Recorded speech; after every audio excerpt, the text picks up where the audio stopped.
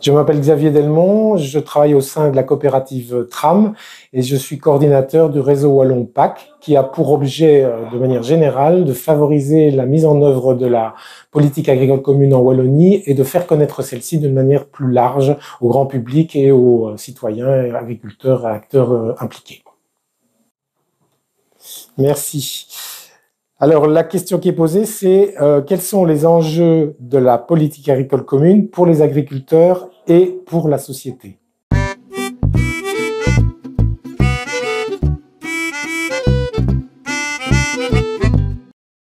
La politique agricole commune, c'est la plus vieille ou une des plus vieilles politiques européennes et une des plus importantes. Au sortir de la guerre, elle a été mise en place dans le cadre des suites du traité de Rome pour pouvoir assurer la souveraineté alimentaire de l'Europe, mais aussi pour pouvoir contribuer à un niveau de vie satisfaisant pour les agriculteurs et pour le monde rural. C'était aussi s'assurer de pouvoir disposer de biens alimentaires de qualité, et c'était aussi pouvoir mettre en homogénéiser un petit peu les règles du jeu en matière agricole, et ça a été initié par 6 États membres, donc les 3 du Benelux, l'Allemagne, la France et l'Italie, puisque c'était eux qui étaient à l'initiative de la Communauté économique européenne. Alors, avant de parler des enjeux, je pense qu'il faut d'abord parler de l'évolution, parce que cette politique agricole commune, elle date de 1962, donc elle a fait l'objet de multiples évolutions qui ont chaque fois suivi un petit peu le contexte et la manière dont celle-ci était mise en œuvre. C'est important de dire que cette politique est suivie, évaluée et mise en, renouvelée tous les 7 ans. La deuxième chose, c'est que aujourd'hui, la politique agricole commune concerne à la fois les agriculteurs, mais le reste de la société.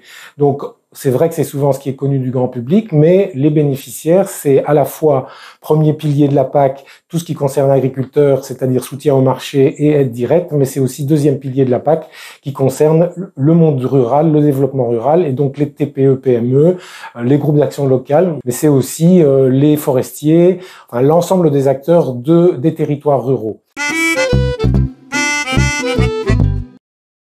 La politique agricole commune continue à contribuer à une hauteur extrêmement importante aux revenus des agriculteurs, mais et permet aussi à ceux-ci de pouvoir être contributeurs de pratiques vertueuses par rapport à l'environnement, à la biodiversité et à d'autres aspects. Maintenant, les enjeux, c'est aussi demain bien se préoccuper peut-être davantage du renouvellement des générations en agriculture, puisqu'on sait que beaucoup d'agriculteurs vont bientôt être à la retraite, et donc en conséquence, il faut pouvoir assurer la relève. Ça, c'est une première chose. La deuxième chose, en termes d'enjeux, c'est que probablement, et ils en font le constat régulièrement, c'est qu'ils sont noyés sous la paperasserie, et donc la pression administrative est forte.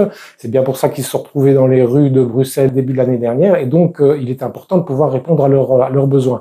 La deuxième, c'est que cette politique agricole commune donne évidemment des moyens aux agriculteurs, mais évidemment est associée à un certain nombre de respects de règles qui sont assez contraignantes. Elles sont importantes pour les agriculteurs et l'ensemble de la société, mais reste qu'effectivement il faut pouvoir bien alléger un certain nombre de celles-ci, ou en tout cas les rendre compréhensibles par le plus grand nombre, et faire en sorte que ce soit un contrat de société et non pas une charge qui soit uniquement supportée par les agriculteurs. La PAC contribue à pouvoir fournir aux Européens une alimentation de qualité, une alimentation pour laquelle on sait quelles sont les conditions de production, et donc ça permet d'y avoir accès d'une manière régulière. Et même dans les aléas comme le Covid ou la crise de l'Ukraine, eh bien on a effectivement accès à une alimentation de qualité et à un panel de ressources importantes et qui sont produites par des producteurs européens, donc régionaux ou locaux. Ça, c'est une première chose. Mais reste que demain, comme je l'ai dit aussi, c'est le fait que la PAC offre un cadre en termes de biodiversité, de protection des eaux, des sols, etc. Il faut que ce deal puisse être partagé avec l'ensemble de la société. Donc des bénéfices pour la société, il y en a, mais il faut que chacun d'entre nous portions un petit peu ce challenge, et notamment en matière d'alimentation. Si on veut pousser, par exemple, l'agriculture biologique, il faut aussi faire en sorte qu'on soit cohérent en tant que consommateur et qu'on prenne notre charge de travail par rapport à ça. Une des ambiguïtés qu'on doit absolument lever, c'est la question du prix. Les consommateurs sont bien évidemment demandeurs d'aliments à des coûts raisonnables et des faibles coûts même.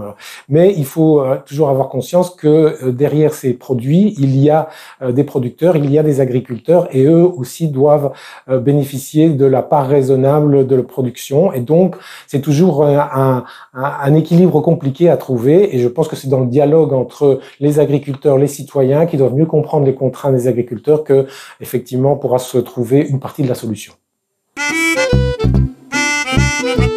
Et vous, que pensez-vous de votre position dans l'ensemble du système et vos responsabilités par rapport à ce que sont les agriculteurs et ce qu'ils font déjà, et comment vous pouvez interagir davantage avec eux? Ça, c'est une première question que je peux peut-être vous poser. La deuxième, c'est par rapport au renouvellement des générations. On l'a dit, c'est un problème important. Est-ce que vous pouvez contribuer à ce débat et à trouver des solutions qui peuvent nous concerner tous ensemble?